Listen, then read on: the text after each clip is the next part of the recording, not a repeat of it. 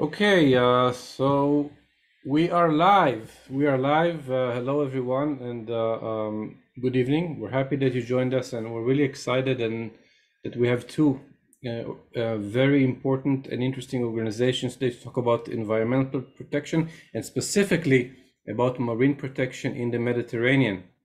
But before we start the conversation, I will first say a few words about our projects for our viewers, those who do not know the Turkish-Israeli Civil Society Forum. So the Turkish-Israeli Civil Society Forum was established 12 years ago as a response to enhancing Israeli-Turkish civilian relations, culture, academia, organizations such as we will hear today, with the purpose of strengthening Israeli and Turkish relations at large. The project is sponsored and led by the Friedrich Naumann Foundations in Turkey and in Jerusalem. And we conducted different types of activities, such as Facebook Lives twice a year, such as the Young Leaders Program, in which young Israeli and Turkish leaders learn about Israeli-Turkish history and design digital campaigns. And this is one of our activities, Facebook Live events, which goal is to provide knowledge for our viewers and also to encourage collaboration between the organizations themselves. So let's start. I'm very happy to host Mr. Zafer Kiziliak. Sorry if I mispronounce your name, and Mr. Arik Rosenblum, easier, also same as my name, Arik. And both of these organizations, we found out, actually work on basically the same issue, on marine protection. When we were looking for issues to talk about, we actually thought of environment as one of the most hot topics today, of course, because of the issue of climate crisis, climate change. We will learn more about these definitions later. And then we thought of, okay, well, what inside this big topic of environmental protection, environmental care, who would be interested to talk? And we kind of located these two organizations who immediately agreed to talk and share with their knowledge with you guys, with the viewers. At any point of time, you can write comments in the Facebook, under the Facebook broadcast, and we will have the guys answer at the end of the program. But let us start. Let's start to hear more from these guys. Zafer, let's hear from you. Please tell us about your organization and you. What is your role in the organization, and about your organization, Mediterranean Conservation Society? Well, after I worked over 10 years in Southeast Asia, around 2007, I came back to Turkey. And around 2009 and 10, much more involved in doing some more research and also some monk seal rehabilitation. And during those dives, which I had not been diving in Turkey more than 20 years at that time. And I noticed that there is a nuclear war happened underwater.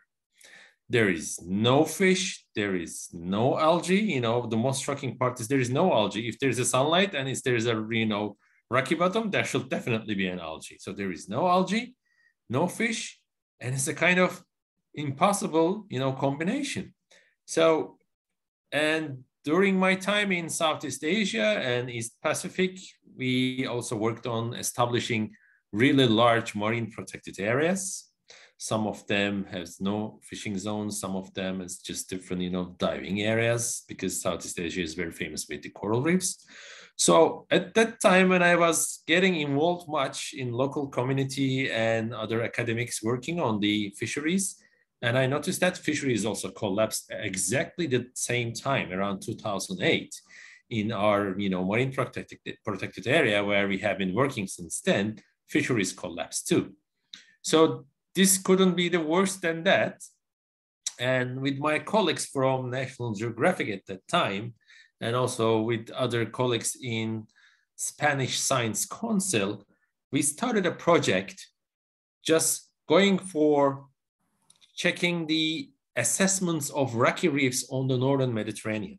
So more than 36 locations from Spain, including Turkey, with protected areas, without protected areas, within the protected areas with no fishing zones, with well enforced and not enforced areas. We did all these assessments. So the assessments, includes many things, including, benthic habitat and fish census and everything. But wherever you go in the world, whether it's Arctic or tropics or Mediterranean, fish per gram per square meter is the sign of healthy reef, right?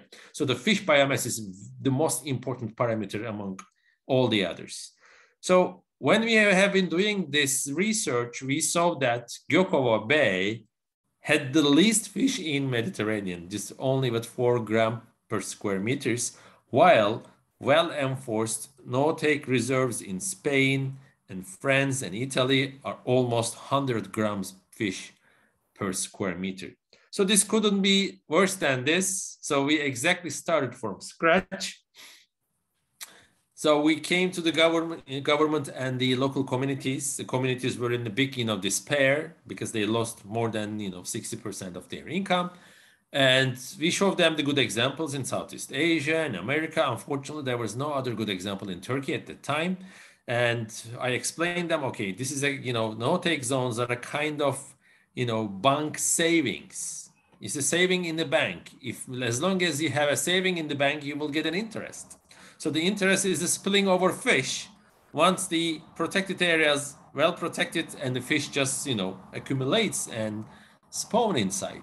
So after a year-long negotiations, finally we deal with the fishing community and the government, and then we also close the big areas of the bay for industrial fishers, which have been involved a lot of illegal fishing activities. So that was one of the most important, step that the local community, there was a kind of a condition with the local community. Okay, we are ready to close these areas, but as long as you can help us to close the, this much area for trawlers and purseaners, which we did at the end. But the problem is it was 2010 and the Coast Guard was 100% time involved with stopping this illegal human traffic. All the Syrian refugees are in the peak time. They're trying to migrate and escape to Greek islands. So they have no time, no energy, nothing to deal with the, illegal fishing or marine protected areas. So in 2012, we decided to establish Marine, Mediterranean Conservation Society with a group of very, wealthy, businessmen to small scale fishers. It's such a, diverse group of people who would like to do about marine conservation. So we established the NGO, and right after we established Fauna Flora International from Cambridge, United Kingdom, they would like to work with us, and we were their first marine project since the beginning of their establishments at the beginning of the 20th century. So we started working with them with the small budgets like $20,000 to $25,000 per year. So I was working in Indonesia with the government to establish them a ranger system for the marine protected areas that we established there. So I know how the ranger system would work. So I decided to do, okay, let's have our own ranger system. And we went to the government officials, even to the ministers, and they told us, the state never ever outsource security job to third parties. And we told them, we are not asking legitimacy, we would just like to use our constitutional rights. Every Turkish citizen, like every Israeli citizen, could report any kind of illegal or crime activity to security forces or related government officials. And even in Turkish, constitution, I am sure you will have the same one. You can even hold the, illegal crime activity people till the security forces arrive. So this is our constitutional rights.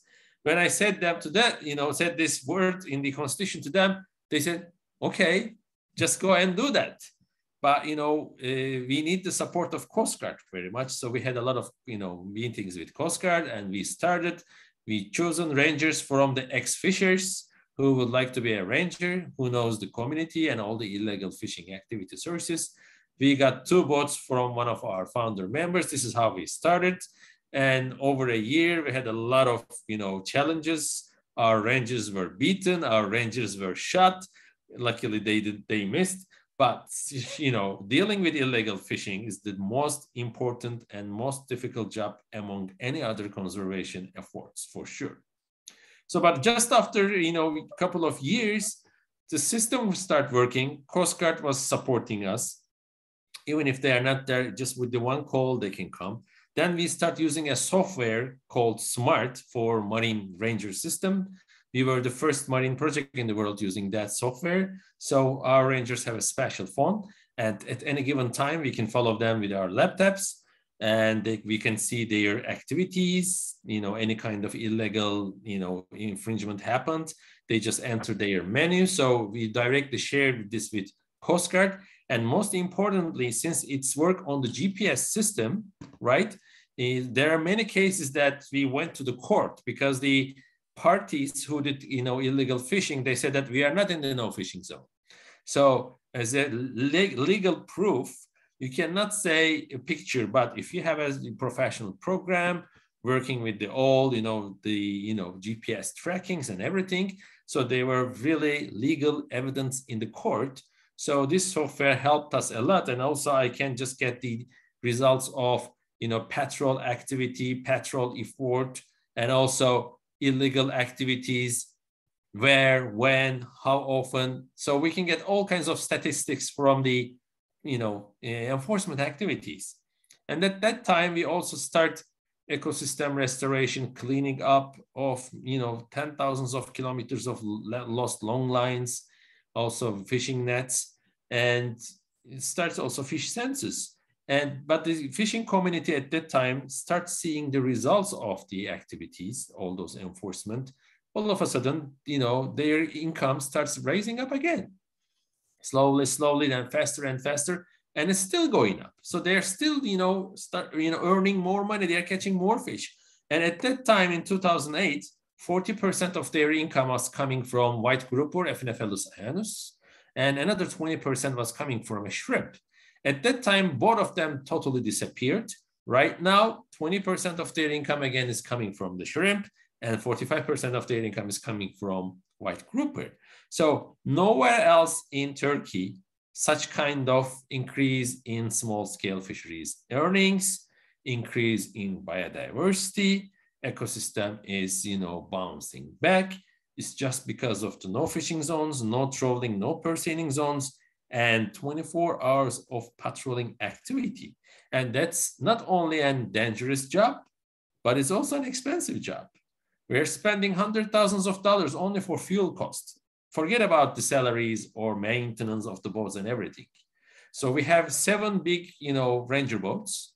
And right now, Coast Guard is still busy with, immigrant events and also some tension between Turkey and Greece. And the whole bay is almost 1,000 square kilometers. All the other events related to the Coast Guard is just calling our rangers and asking from them to help them. So we became all of a sudden, dealing with all the other activities needs to be done by Coast Guard or harbor masters because there's no other boat, only us there. So we became the owner of the, area. And then the project spinned and bigger and bigger. And finally in 2019, Endangered Landscape Program, again, based in Cambridge University, they offered us to be a part of one of the large 8 ecosystem restoration in Europe. And they invited 49 projects, and we were one of them. And we were one of the last 8, and we were the only marine project. And since 2019, we have been replicating this Gökova Bay example in other areas, establishing new no fishing zones, new trawler and purse-seiner closed areas.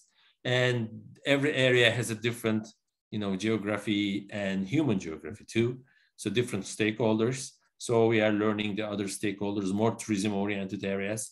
So right now we are almost working 700 kilometers of coastline with more than 40 staff. So we are getting bigger. We have more offices, more boats, and of course we have to deal with more problems.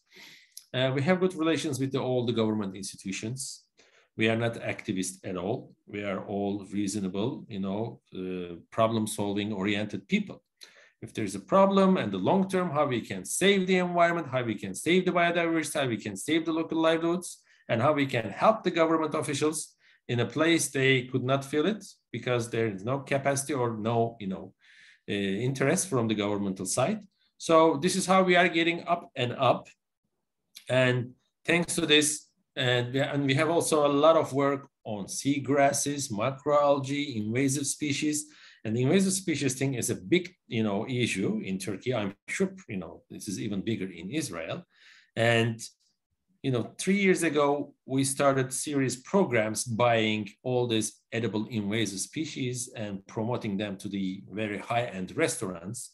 All the famous chefs in Turkey supported this project. They put their menu, they prepared amazing recipes. So only in 2022, we bought 8,000 kilograms of lionfish only from fishers, and we sold it to the restaurants.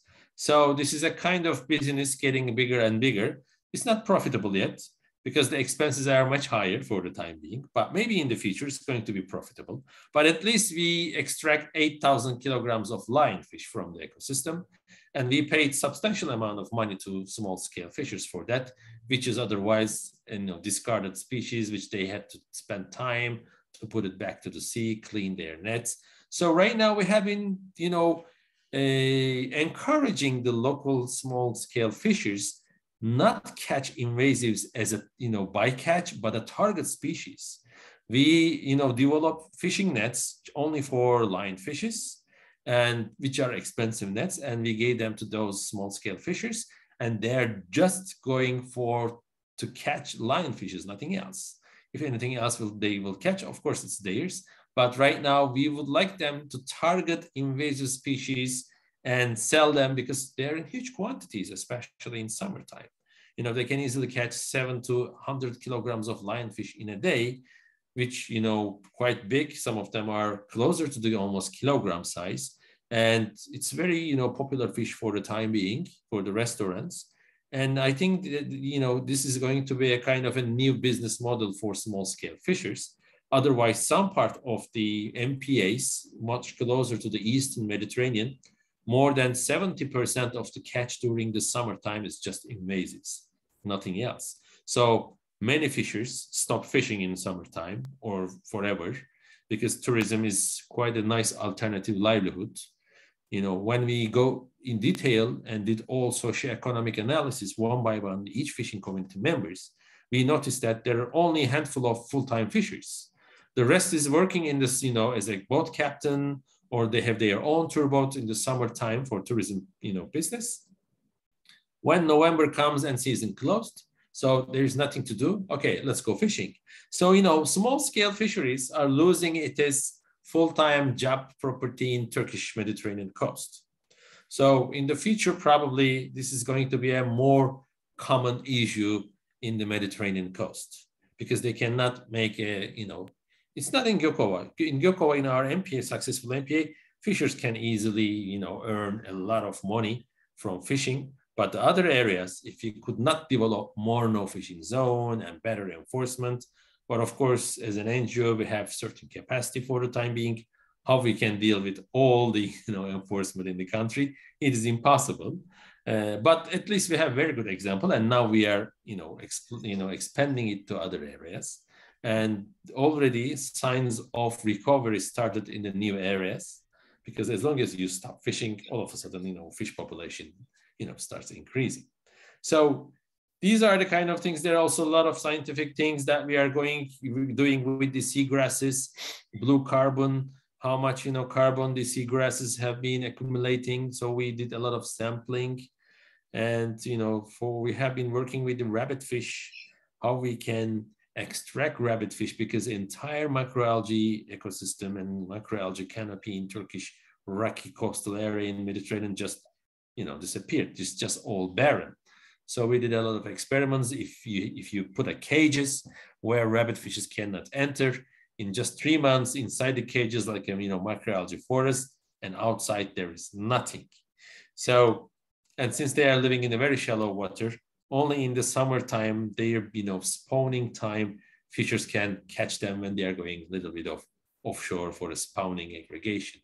But it's a delicious fish. I'd like to use this point and also ask Arik. Thank you, Zafar. This is so interesting. I never knew that politics and society has so much influence on environment for me. I mean, for me, it's something new.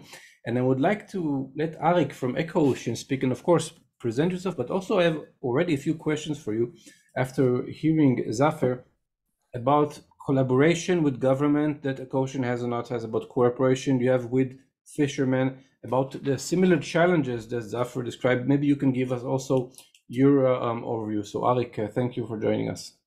So thank you, and Zafer, it's amazing work that you're doing, and it's I really am happy for this opportunity for us to be able to share our activities and our thoughts, and I definitely want to hope that we're from this we'll be able to do collaborations together, and also thank the forum for making this happen. This is great. So.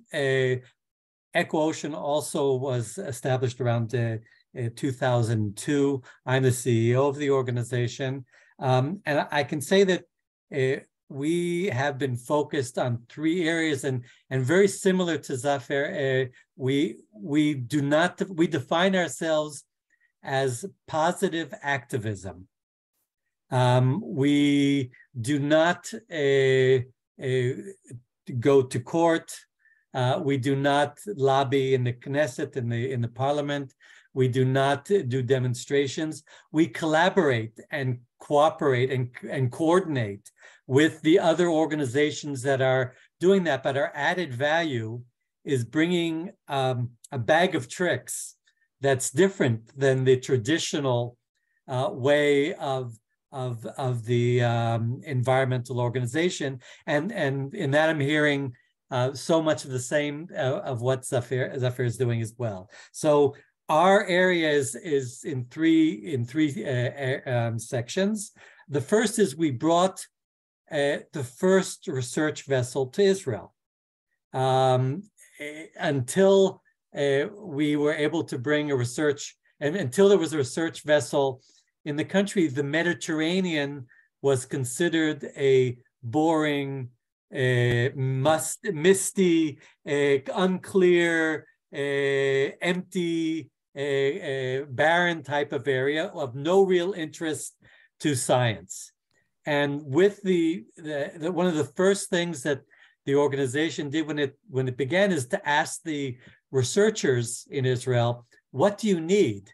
And their first response was, give us a ship. We in our universities can't afford a ship.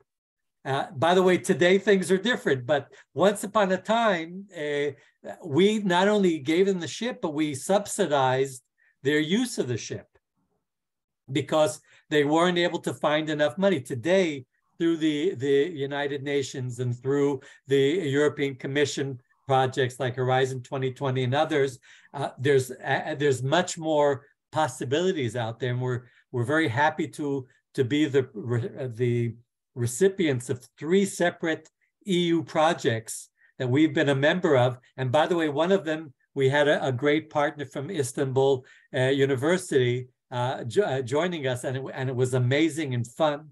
And it also brought very clearly the message that we have to all come together to protect the Mediterranean. We actually coined a phrase which says, caring for the sea that unites us. And perhaps that can be our rallying call when we do things together. So the ship was the first thing that we brought to the country. Today, the government owns a very, very large ship. And so what we more or less have done is we've divided our focus. They have a very large ship and deal with the deep sea in the economic zone. And we have a solid ship that can hold 15 people and so on, has ROVs, remote operated vehicles, and lots of other Rosettas and lots of other quality material. But we deal with the continental shelf, which basically is all or most of the area of the territorial waters of the state of Israel. And it's not 700 kilometers, it's only 195 kilometers, but it keeps us busy. So one thing is the ship, and the ship also for us is the tool that gives us direction for everything else. Because when we had the ship, it became clear to us that it's a great tool for education as well. And so today we already work with over 25,000 students from first grade till high school. We work with the country, the general public in lots of programs where what we're doing is we're disseminating what we're learning. I mean, one of the things that we tested was who's responsible in our country for the amount of plastic in our water. And different countries have done this and found different response. In fact, you mentioned Spain. I remember my friends in Spain had come to the conclusion that in many cases, one of the sources of contamination of plastic in the areas in Spain is actually from agriculture, because there's all these coverings of plastic that are just pushed into the sea by tractors and bulldozers at the end of a season. Well, we went and studied the situation, and we discovered that 60% nationally, but 80% where the general public is mostly found, it's the general beach comer, the person that goes to the beach. They are the worst contaminator of the sea. And when that happened, we said, okay, so we know who the enemy is. It's us. And now let's get involved in education programs and in campaigns. These were things that we weren't doing before. And similar to how you were describing it, Zafir, we sort of develop all the time to match and meet the needs that come from the opportunities that we've been able to create. So today, besides our ship, we have an education program. We are about to acquire another ship, which will be dedicated mostly for the sharks and education and a lot of other things, because the larger ship is much more expensive to go out with students. And the third part is the part that we talk about engaging the communities. And when we talk about communities, a city is a community for us. To just give you an example, before we brought a program from abroad called Blue Flag, which exists in Turkey as well, and in fact, because we're the national operators in Israel of the Blue Flag program, we know very well our colleagues in Turkey that run the program. The program brings, it's like a sustainability award. If it trains the municipalities how to run their beaches in a way that's sustainable and it doesn't harm the environment, has easy access for people, has all the services that are needed, and yet is there for the environment. And we brought that program to Israel. And the strange thing happened. Before the program was in Israel, one of the worst enemies to the environmental movement were the municipalities, because they sewage problems, a contamination of other kinds, and so on, was causing a lot of friction between the different groups. When we brought the program, we said, look, here's a program. You have to abide to it if you want it. If you succeed with it, we can show you that it'll bring you more tourists. It will bring you more income. It's a win-win for you. And what we've been able to do is to turn the municipalities from an enemy to a colleague, to a partner. And it's helped us in many, many different things. So we do a national campaign along with the Ministry of Environment for keeping single-use plastic off the beaches. We collaborate with NGOs that deal with the legal aspects of things and have pushed municipalities to change their bylaws so that more and more of them are not allowing single-use plastic on the beach. And two last things that I'll just mention before we can go into your questions is that we also are definitely involved in the marine protected area sphere. We're not in the more advanced stages that you are, in that we are still helping the government and the Nature Authority, which we do have a ranger system in existence on a national level. And happily, they've been able to get more funding than they had in the past. So they're being able to slowly step up to the base and do things like you've been describing. But the amount of marine protected areas in Israel is very, very low. On land, 20% of our internal land mass of the country are protected areas, are nature reserves. But at sea, only recently it's 0.4%. So we are at that stage where we were helpful in identifying where are the places that need to be marine protected areas and to help get them declared. And in our case, we didn't go and lobby about that a different organization did. What we were involved with was to get communities involved, to get municipalities involved, to get buy-in by the local community to these projects. And what we're hopefully going to bring to Israel is a similar award program like we have for Blue Flag for our nature reserves.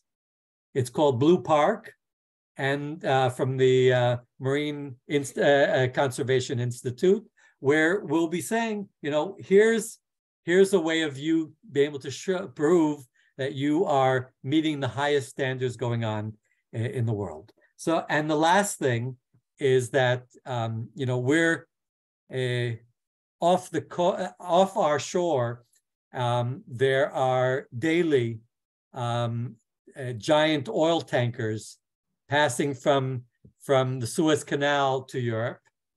And it's always been a fear of ours that our country is not prepared. And and on the other hand, the Ministry of Environment wasn't getting the support it needed. So we sat with the Ministry of Environment and said, so, okay, what can we do together that will get the ball rolling? And one of the things that we had was there was no law that was passed that demanded that the municipalities would prepare for oil spills. They prepare for earthquakes, for missiles, for tsunamis, but not for oil spills. So we said, okay, we have a great relationship with them. Let's try to convince them. And along the way, we're going to give them 20 volunteers trained by the international protocol of how to clean up an oil spill. And we're gonna give them to the municipalities and help them train for an oil spill. And sadly enough, a year and a half ago, our country was tested way before we were completely ready.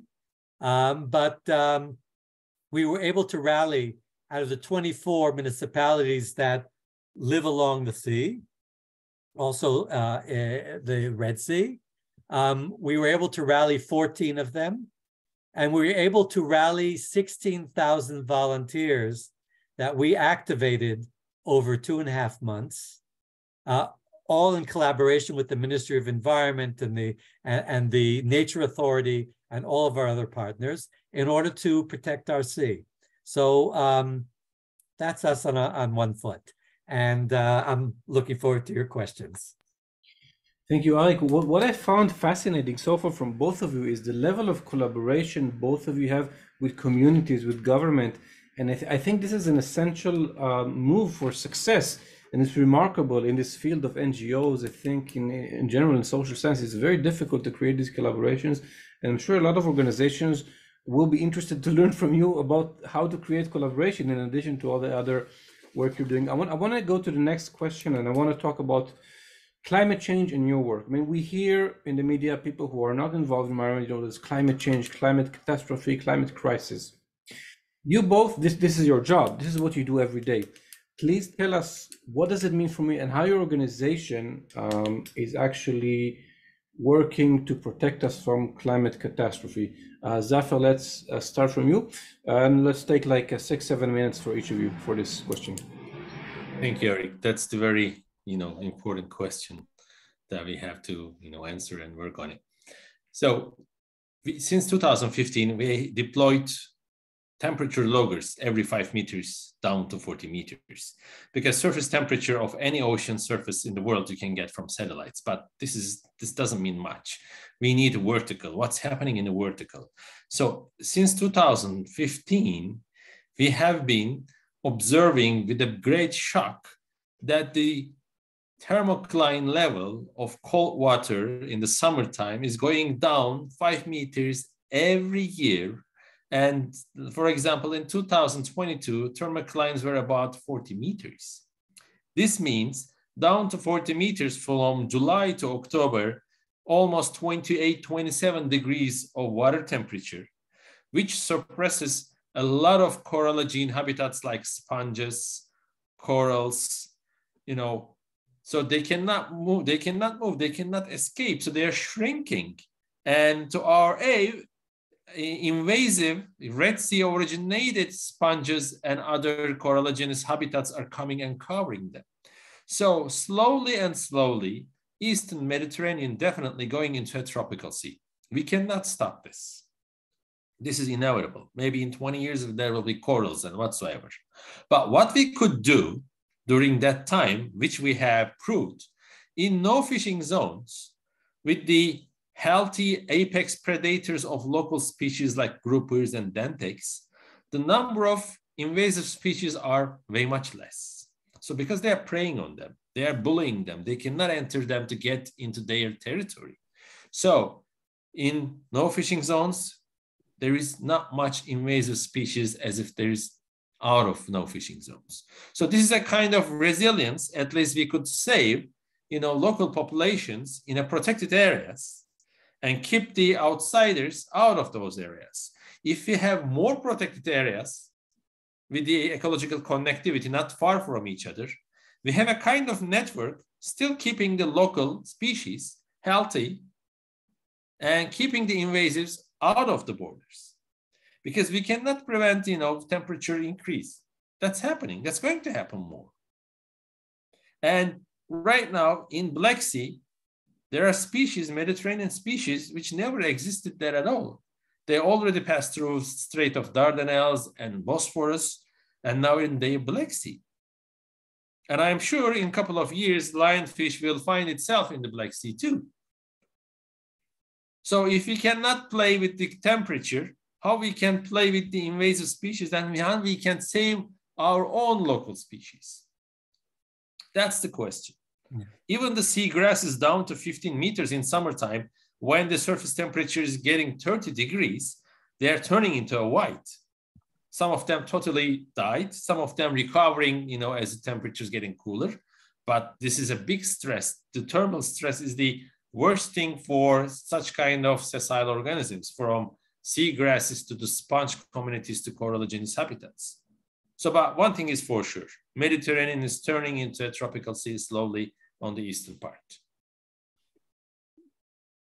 Fascinating. I mean, I wasn't aware of this. The issue of invasive species moving from one sea to another is absolutely fascinating, and the way that you can control it is amazing. Arik, what about ECOOCEAN? So first of all, I completely agree with what Zafir is saying, and also I also agree with the fact that we're both of us in the eastern part of the Mediterranean, which has very unique qualities and challenges. And I think one of the things that we've been bringing to the table all the time, and perhaps we'll be able to do it more and more together, is it makes the Mediterranean one of the best places in the world to test solutions. Because if we're able to find solutions, we're in a puddle. The Mediterranean is a puddle. It takes about 80 years for a drop that enters from Gibraltar to make the rounds and leave again. It's a puddle. And so whatever any of us do affects all of us. And since it's a puddle and not an ocean, everything is contained in a almost perfect scientific fashion that we can test things that can be proof for the whole world. And so it's something, and when we talk about tropical sea, we have the most northern coral reefs in the world that are surviving and are not bleaching in a lot. And the fact that there are oil tankers that are trying to go in there and dump their oil into all kinds of containers and so on has us up at arms, and we're helping our friends that have the activist side, the side of going to court and so on, to provide them with support and with information, data, and so on, so that we can not endanger something that could be a solution for saving the coral reefs in the world. So one thing is that, but I think what I want to add to what Zafir was saying, I read a story when I was a child called The Giving Tree by Shel Silverstein. It's a story that talks about a boy and a relationship to a tree, and how each time the boy asks more and more from the tree, and the tree keeps giving of itself until all that's left of the tree is a stump.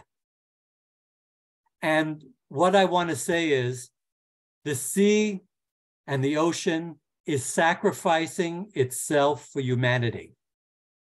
The only reason why we're not boiling at this point is not because of anything that humanity has done. It's because the ocean is taking in the heat and it's dying from it. And when the ocean dies, we die. So that what we're trying to do is rally in as many ways as possible in all the different directions. Our ship is at the forefront of trying to get the data, just like Zafir is describing in your area, and also for providing a platform for tests, for pilots, for solutions on be it carbon capturing, and be it all kinds of other solutions that perhaps will be faster solutions than getting humanity to take their foot off the gas pedal and use oil a little bit less. So that is one thing. The second thing is education. We're preparing our children for a world that's not going to be fun to live in. And if we like it or not, and these are studies that are already in existence, humanity, and especially youth and children, are in a kind of anxiety. They're fearful for the future. And we need to be able to, on one hand, give them the information that they need so that they at least, because when you're scared, you don't react well. If you're knowledgeable and then say, now this is what I'm going to do, that's how decisions are made and solutions are found. So we're trying to educate both children, youth, adults, the general public, politicians, trying to educate so that instead of despair and anxiety, they will find ways to get involved, because it's going to take us all. And the third thing, of course, is all these campaigns and activities that we're doing with communities, that's a great venue in order to bring messages and get people involved. Because, in the end, in democracies, the public influences our government. And when they influence them, when the government will understand that, and I think it's true everywhere in the world, that the sea is not just a nice to have thing, but rather it's 70% of this planet. It's like taking out the 70% of water that's in our body. That's it, we're done. So that the minute it begins to fall into place that's where we are, hopefully the action that needs to be taken at the government level will be a reality. Thank you. I want to combine, we're getting towards the end of the conversation, and I want to combine two questions into one. I wanted to ask you about your current challenges in your organization, and also perhaps you might see the solutions of these challenges within each other in some kind of a collaboration between Israel and Turkey, environmental collaboration. Zafar, what do you think? Well, the biggest challenge always has been this, getting the communities, all different communities around us, and the government officials. Because in some communities, they really like you, they really trust you. In some communities, it's all about, different human, nature. So fishers is a kind of community, they hate to be, being intervened. Somebody will come there and say them, you cannot fish there, you cannot do this. They have been a kind of so much freely living for 10,000s of years. And when the sea is, okay, this is the end of the line, this is finished. So we have to do something else. So, 2 weeks ago, I was giving a speech in Spain in one of the marine forum, and we discussed how on earth entire world population leave the future of oceans to the fishing communities all around the world. It is nonsense. It is ridiculous. We totally gave our future to billions of Chinese fleet, EU fleet, other fleets. And when we are looking at $35 billion every year is going as a subsidy to fisheries to protect 20% of the oceans in the world, fully well protected, we need $16 billion, less than half of this subsidy. Nobody is giving us even a 16 cent to protect oceans if you don't go and ask, but they are just going and shoveling $35 billion to the giant fleets of trawlers and purseaners just to catch the last remaining fish in the oceans. So the major problem for the time being in the world oceans are this overfishing and illegal fishing. So we have to awake and we have to do something about it. Mediterranean has the most numerous numbers of trawling fleets. And this is the most damaging activity. And 3 months ago, an article in Nature magazine published, and it was saying the trawling by itself, the most carbon emission activity in the world, not because of their exhaust gases, but the trawling, nets and the doors, when they're hitting the ocean bottom, just lifted up the carbon set up there over the thousands of years. So bringing up that carbon dioxide again to the system. So the amount of carbon emission from trawling in the world is equivalent to the airline industry in a year. We cannot stop airline industry. We need all those planes to fly from place to place, but we can't stop trawling. We don't need to eat fish coming from trawling. We don't die if you don't eat any fish or any shrimp coming from trawling. So, we have to do something radical, because in 2030, I hardly believe those cascading effects will start as a domino effect. So all of a sudden, we will see catastrophic things going to happen. Combining with the climate change, combining with the overfishing, combining with the loss of all those biodiversity, we will see more drastic and non-returnable cases. And of course, technology will help us a lot. We have been monitoring the sharks with the cameras and, artificial intelligence softwares. Similarly, we have been monitoring our Monk Hill caves from a distance in the real-time cameras. So the technology will come and help us a lot to deal with the problems.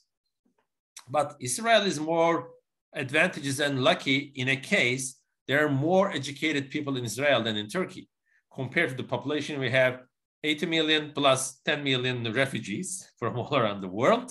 And the number of people living along the coastline is always looking at the sea to get something, either fish, or either for touristic reasons, but they never think about, okay, let's protect it. If you don't come and tell them something, oh yes, you are right.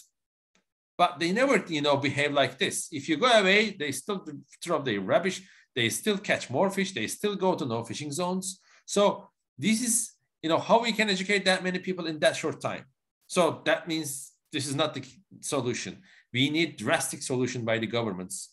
We have to do this, even if you like it or not. We have to protect this part with seriously and do a lot of monitoring, a lot of research, a lot of science. There's so many things we don't know yet. How many more invasive species will come and how their effect will be, negative or positive. So we have to get ready for this. No invasive marine species could ever extract it anywhere else in the world. So we have to learn living with all those invasives together. They are part of our nature right now. They are part of our biodiversity. But what we are trying to do, not, all the invasives are coming and killing our local species. So we have to keep, our local species at one side. That's why, we are so much giving emphasis on, fully protected areas, highly protected areas. Otherwise, there are so many paper parks. In Mediterranean, the total surface of marine protected areas is 8%. No fishing zones are 4 per 1,000. It's not even, 1 decimal. It's 0.04%. It's unbelievable. Why do we love paper parks? Because it's easy to designate paper parks. It's easy to establish paper parks. Minister of Environment is happy, fisheries are happy, NGOs are happy. There is no management fees. There is no management expenses. It's so cheap. That's why everybody loves paper parks. They say that we have that much of marine protected areas just on the paper. Like I call them metaverse marine protected areas. They are not real. They're in somewhere somewhere nobody physically touch it. But fully protected areas, highly protected areas, we are on the sea. We are there. We are protecting it. We are seeing the response and back bouncing of the biodiversity, how they're getting richer and richer as the more you protect it. So that's why we need to concentrate on, now our new target is 30 by 30, the campaign till 2030, 30% of the, countries, territorial waters will be protected areas. It is ridiculous. We can do it tomorrow morning, even by 50%. Is it going to be real? Nothing. It's just they're going to be another paper park, victories for all of us. Instead of 30 by 30, getting 1% of no fishing zones in the entire Mediterranean. I'm not saying 2, just 1. You will see in 2030. That's going to be a real achievement. We need a real protection, not on the paper. Sorry. No, if I can just add to that, because I think you're really right. And I was at the Lisbon UN Ocean Conference, and the facts are, and I kept hearing governments declaring 30 by 30, 30 by 30, let's do 50 by 30, let's do, and the facts are, and this is science, 2.5% only of all of the marine protected areas in the world today are of the kind like you are running and the kind that I want to have in Israel. Only 2.5%. And so it's again one of those number games that politicians like to play.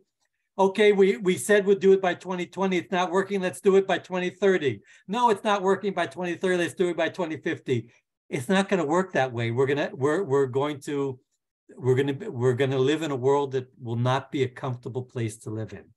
To just maybe conclude from our side, I completely agree with the issue of marine protected areas. And I would love for us to talk offline at some point and perhaps see what we can do together. Because I'm trying to assure that in Israel, just like you're trying to assure that it's not just a paper declaration, but a reality.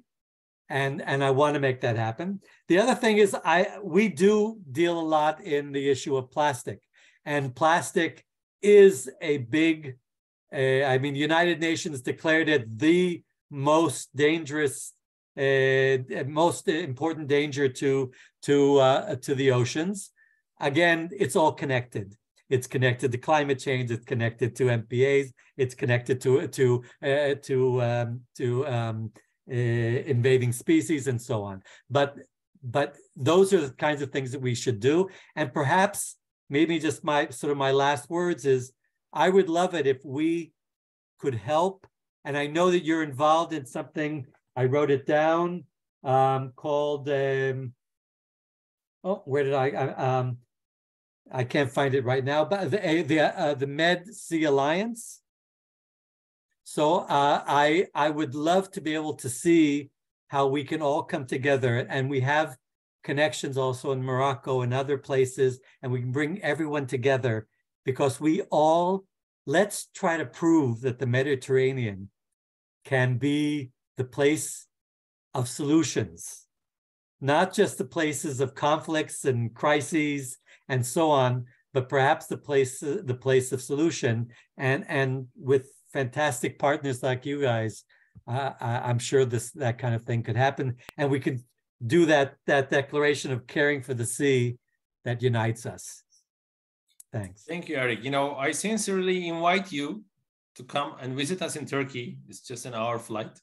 So we will go and visit the MPAs. You can see with your own eyes the similarities, innovative things, or the things that we are going to learn from you. It's going to be a great opportunity, I believe. I take you up on it. We'll talk about it already. Fantastic. Exactly. So this is what we want to achieve. We want to achieve knowledge and want to achieve collaboration. And then I want to thank you guys, not just for being here, but also for your work, because you're dealing with a huge challenge and you devoted your life for it and you're so passionate about it. So I feel confident now that I see two people like you who are extremely knowledgeable and extremely capable of performing and doing whatever you do. So thank you again.